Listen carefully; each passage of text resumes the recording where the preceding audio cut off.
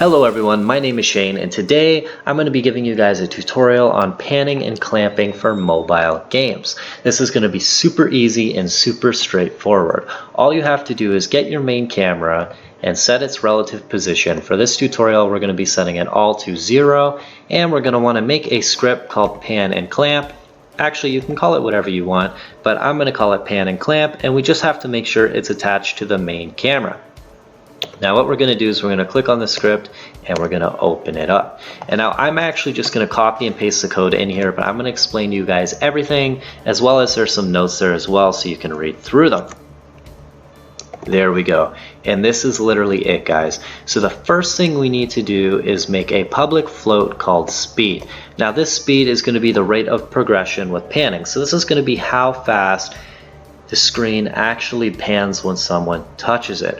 Right now I have it so that you can set it in the inspector so you can play around with it, because it's actually, mine got down to a really low number like 0.01, and I didn't want to keep coming back to the script to change it, so I just set nothing on there and you can play around with it in your inspector.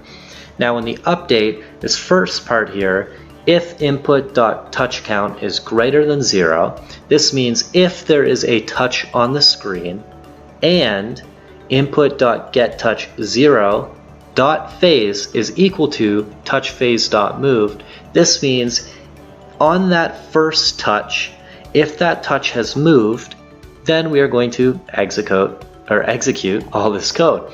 So if there's a finger on the screen and it's moved, then we are going to actually start the panning. Now the first part we need to do once you get into the if statement is do vector2 touch delta position equals input.getTouch0.delta position.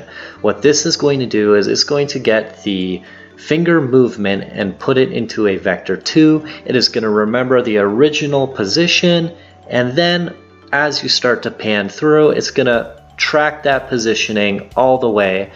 And when we're tracking that position, we then want to transform the camera so that it moves with the finger. So this is where we do our X and Y calculation. So we're going to put transform.translate minus touch delta position.x multiplied by the speed and minus touch delta position.y multiplied by speed, comma, 0. Now for our boundaries, this is where you actually do the clamping, and this is where it can get a little bit confusing.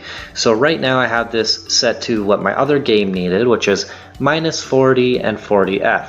All this means is, if we go back to our camera, it's going to be this position here. So if you only want the person to go out to minus 100, then for the first value here, we would put minus 100. And then if you wanted the person to only be able to go out plus 100, obviously on the y-axis, then that's all you would put, and it's literally that simple. And we could do the same thing for the z, so we can do minus 100 and plus 100. And of course we can also do this for the y. So this is going to be dose dependent on your guys' games and what you're doing. I was making a game in an orthographic view, so yes, this is going to work in orthographic. So for me, I only needed the X and the Z, and it works perfectly fine.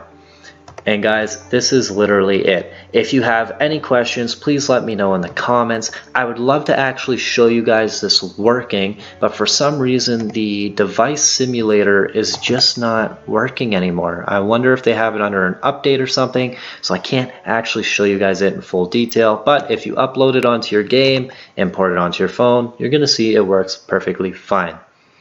Alright guys, thank you very much for watching, and until next time, we'll see you later.